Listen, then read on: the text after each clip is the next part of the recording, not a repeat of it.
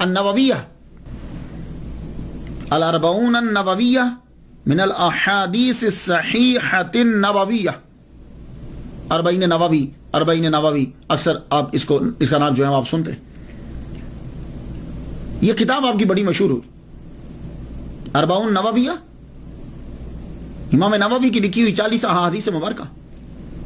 یہ جو 40 احادیثیں ہیں حضور صلی اللہ علیہ وآلہ وسلم کی آئے ایک حدیث ہے جس کو حضرت مولا علی رضی اللہ تعالیٰ عنہ نے بیان کیا، حضرت عبداللہ بن مسعود رضی اللہ تعالیٰ عنہ نے، حضرت ابو دردہ نے، حضرت معاذ بن جبل نے، حضرت عبداللہ بن عمر نے، حضرت عبداللہ بن عباس نے، انس بن مالک نے، حضرت ابو ہریرہ نے، حضرت ابو سعید خدری رضی اللہ تعالیٰ عنہم اجمعین، ان سب نے یہ بیان کیا. مفہوم یہ ہے کہ حضور صلی اللہ علیہ وآلہ وسلم نے فرمایا کہ جو 40 احادیث یاد کر لے گا جن کا تعلق میری امت میں سے کوئی یاد کرے اور اس کا تعلق دین سے ہو 40 حدیثوں کا، تو قیامت کے دن وہ اٹھے گا علماء میں اور فقہاء میں.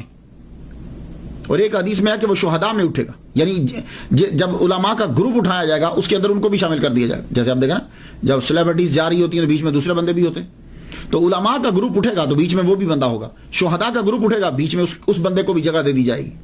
40 یہ حدیث، اس حدیث پر جو ہے وہ عمل کیا. پھر بہت سے لوگوں نے 40 احادیث مبارکہ جو ہیں وہ لازمی لکھی انہوں نے.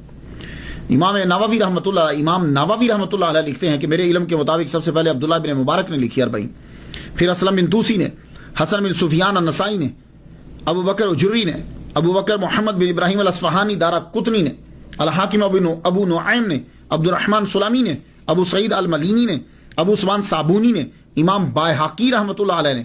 ان کے علاوہ ہزاروں لوگوں نے 40 لکھی ہے. ابھی آپ چلے جائیے دیکھیے کئی لوگوں نے 40 لکھی. میں ابھی دیکھ رہا تھا ڈاکٹر طاہر القادری صاحب کی بھی ایک 40 ہے.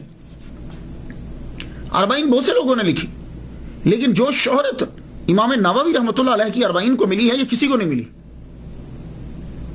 یہ اللہ کا کوئی خاص کرم ہے. کسی نے 40 لکھی تو ایک موضوع پہ جہاد پہ لکھ دی، کسی نے مسجد پہ لکھ دی، کسی نے رمضان کی ساری حدیثیں 40 اکٹھی کر دی، کسی نے قرآن کی 40 حدیثیں اکٹھی کر دی، کسی نے علم کے اوپر 40 حدیثیں اکٹھی کر دی. ہر ایک نے تباہ آزمائی کی ہے. لیکن امام نووی رحمۃ اللہ علیہ نے جب 40 نووی لکھی تو آپ نے پہلے یہ دیکھا کہ بخاری اور مسلم صحیح حدیث جو ہے وہ اس کے اندر لکھی آپ نے. لیکن حدیث 40 نووی لکھتے ہوئے آپ نے اوپر چین نہیں لکھی. کہتے ہیں کیوں نہیں لکھی؟ اس لیے کہ تاکہ یاد کرنے میں جو ہے وہ آسانی ہو جائے، وہ اسناد کے چکر میں نہ پڑا رہے. لیکن ایک بات میں آپ کو بتاتا جاؤں، اللہ تعالیٰ نے اس کو جو اتنا مقبول کیا ہے، اس بات سے اس سے اندازہ لگا لیجئے کہ یہ دلیل ہے قبولیت کی. یہ مقبولیت جو ہے یہ قبولیت کی دلیل ہے. اس کی 200 سے زیادہ شروحات لکھی جا چکی ہیں اس وقت. 40 نووی کی 200 سے زیادہ شروحات جو ہیں وہ لکھی جا چکی ہیں. اللہ اکبر جل شانہ. یہ رب تعالیٰ کی عطا ہوتی ہے.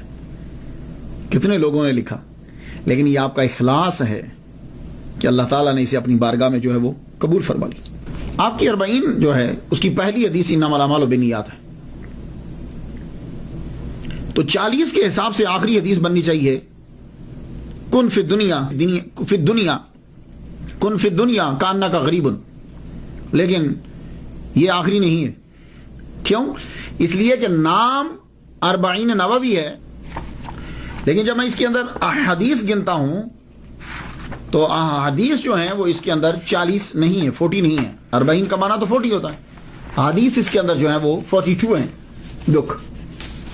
اور آخری حدیث قال اللہ تعالی یا ابن آدم انک ما دعوتنی ورجوتنی غفرت لک علی ما کان منک ولا ابالی یا ابن آدم. آخری حدیث جو ہے وہ یہ بنتی ہے.